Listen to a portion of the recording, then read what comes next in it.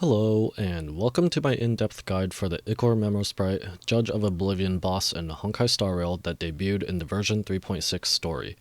I'll be going over attacks, mechanics, and some general tips for the fight. I will also attempt to explain its general attack patterns based on my observations, but these are much more tedious and difficult to determine.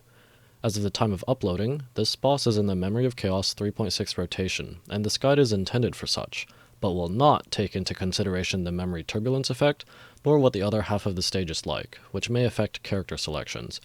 Future iterations may have different numbers, but are unlikely to change mechanically. To start with a quick overview, the Judge of Oblivion has two phases and is weak to physical, ice, and imaginary damage, and has a standard 20% damage resistance to fire, lightning, wind, and quantum damage. The boss also has 4 toughness bars of 120 toughness each.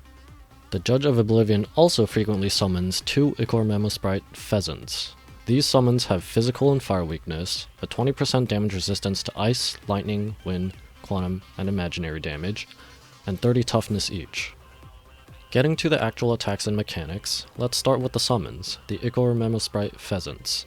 They have 2 abilities. One is a standard weak single target attack.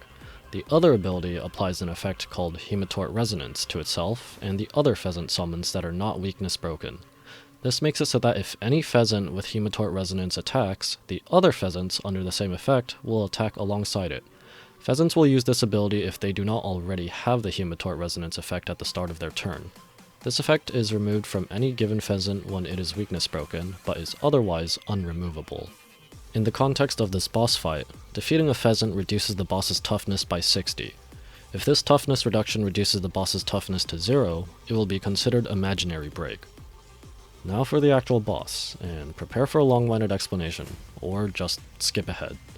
The Judge of Oblivion has a passive effect, where it reduces the damage it receives while not weakness broken, takes a large amount of damage and has its action delayed further than normal upon being broken, and takes increased damage while broken. It also always gets an extra action on its turn. Moving on to the active abilities, one of them has the boss lock onto a random character, where it increases its own speed by 50% for the duration, and over each of its next 3 turns, launch one of 2 attacks at the locked on character. This includes its current turn, since the lock on itself also provides an extra action. For this 3-turn string, the first 2 of the 3 attacks are the same. They deal a large amount of damage, but will reduce the boss's toughness by 60 if the character has a shield, even if the shield itself is completely depleted after getting hit.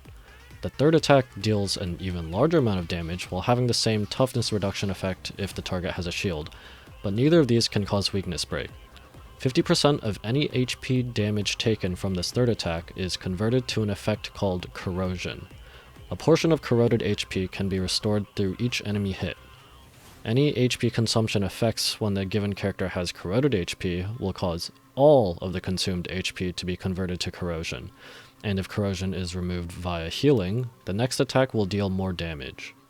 The accompanying extra actions during these 3 turns always has the boss summon 2 pheasants after the first 2 attacks, and then, after the third attack, an additional AoE attack that converts 50% of HP damage taken to corrosion. During phase 1, if the boss is able to complete all 3 attacks without being weakness broken, it will immediately lock on again on its next regular turn. If it is interrupted, it will, upon recovering from weakness break, summon 2 pheasants, then follow up with the AoE attack on its extra action before returning to its 3-turn string. Upon starting phase 2 of the fight, the boss immediately opens with the AoE attack and summons 2 pheasants. It also adds 2 abilities to its arsenal, which are always used in tandem, and it will use these on its second turn after entering phase 2. The first new ability puts the boss in a charging state, where you can designate a character to be the primary target for the second new ability. This second ability is an AoE attack that deals an incredible amount of damage to the primary target, and a still large, though significantly less, amount of damage to the rest of the targets. If the primary target takes any HP damage, they are inflicted with Hematort Corruption, a 1-turn dot that deals 50% of the HP damage taken from being the primary target. The boss will then alternate between its 3-turn string of attacks that I explained prior, and this new phase 2 combo. Alright, I absolutely will not fault you if you skipped ahead to the summary portion. That previous section was just over an entire page of script just for the Judge of Oblivion. The Judge of Oblivion has an Apocalyptic Shadow-esque effect, taking less damage when not weakness broken and vice versa, and breaking it instantly deals a large amount of damage while delaying it further than normal. It also always gets an extra action when its turn arrives. During phase 1, the boss will run through a 3-turn combo after initially locking onto a random character as a target for it, and increase its speed for the duration. The first 2 turns always has the boss perform a relatively strong attack to the locked on character, then summon 2 pheasants. Pheasants themselves can buff other non-weakness broken pheasants to all attack together, and defeating a pheasant will deal toughness damage to the Judge of Oblivion, which can break it. The 3rd turn consists of an even stronger attack to the locked on target, then an AoE attack.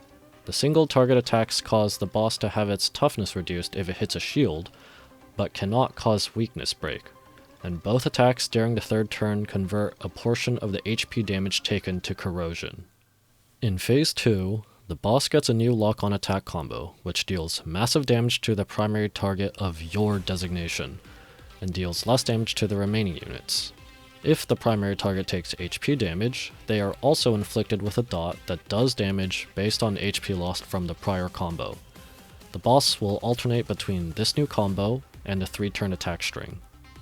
If that was still too long for you, or you don't care about the actual attacks and patterns, then have shields and kill summons to reduce toughness. Boss takes more damage when weakness broken, and less damage when not. Alright, now with that out of the way, here are some general gameplay tips. Breaking the boss is even more important in this fight than usual, since it takes less damage when not weakness broken, and vice versa. Treat it a bit like Apocalyptic Shadow.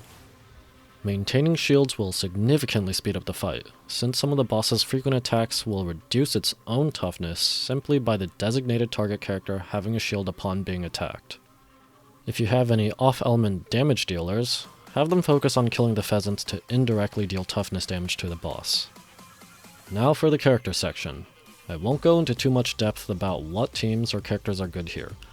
I lack a lot of them on my account, and as such, am unable to test them, but I'll go over some that I've used myself, and others I think may be noteworthy based on my observations. Shielders. If it wasn't clear enough, shielders make this boss fight significantly easier since some of the mechanics directly hinges on having a shield. The main candidates for this are Pokemon Trainer and Aventurine.